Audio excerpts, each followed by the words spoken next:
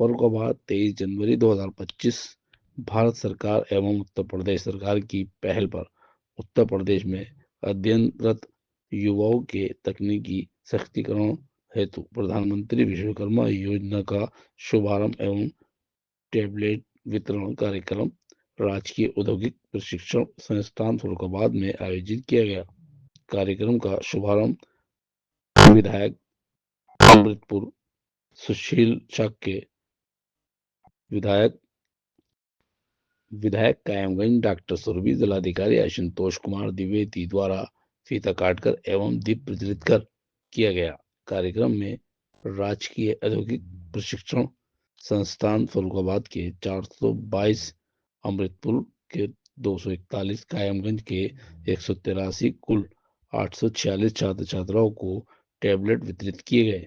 कार्यक्रम में सांसद प्रतिनिधि, विधायक, सदर प्रतिनिधि, परियोजना निदेशक, जिला ग्राम विकास अधिकारी फर्रुखाबाद, उपायुक्त उद्योग फर्रुखाबाद, नोडल प्रधानाचार्य फर्रुखाबाद ITI राजवीर सिंह व संबंधित उपस्थित रहे। अमृतपुर श्री सुशील शाक्य जी, माननीय विधायिका कायमगंज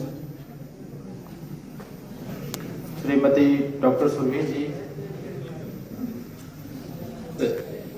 आदरणीय जन और प्यारे बच्चों, इदम अंधतमः कृत्स्नम जायेत भुवनत्रयम् यदि शब्दा ह्वयं ज्योति आसंसारम न दीप्यते।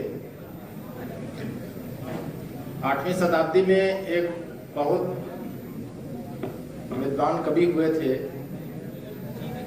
उनका कहना था कि ये सैकड़ों सूर्य चंद्र की मौजूदगी में भी यह संसार कब का भूप अंधेरे में डूब गया होता यदि ज्ञान विज्ञान की परंपरा रूपी ज्योति प्रज्वलित नहीं होती।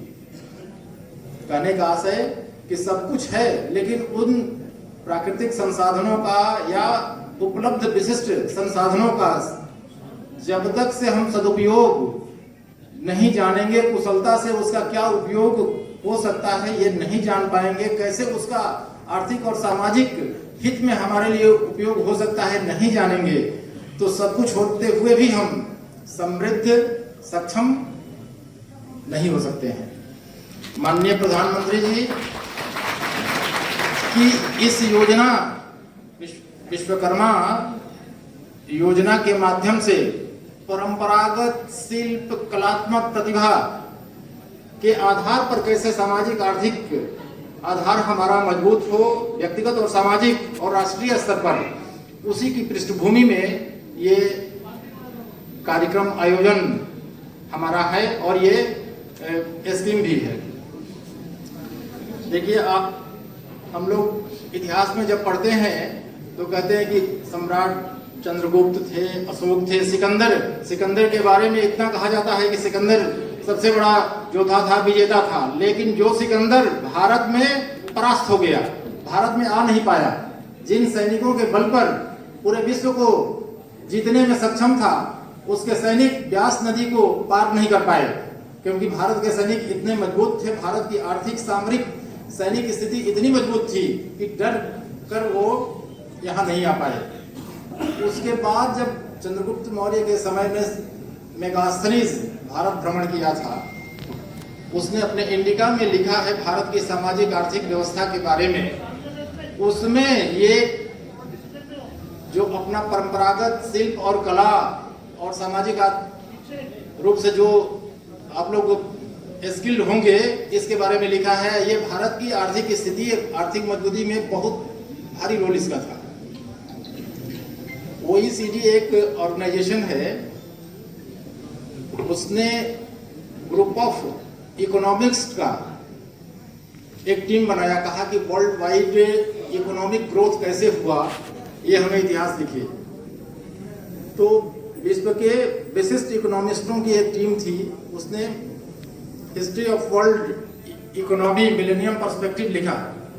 उसमें भारत के संदर्भ में दिया कि ईसा की शुरुआत से 1500 ईस्वी पूर्व तक भारत वर्ल्ड इकोनॉमी में 66% भारत का जीडीपी कंट्रीब्यूशन था। आप सोच लीजिए 66%। और इन्हीं परंपरागत स्किल के आधार पर था। तो उन चीजों को फिर से रिवाइव करके भारत को विश्व का महाशक्ति बनाने के लिए अभी माननीय प्रधानमंत्री जी ने जो तीसरी विश्व अर्थव्यवस्था बनाने का संकल्प लिया है, उस दिशा में बढ़ने के लिए भारत को फिर से उस सोने की चिड़िया को बनाने के लिए, विश्व गुरु बनाने के लिए जो बेस बनाने की बात है, उस प्रक्रिया के तहत आप लोगों को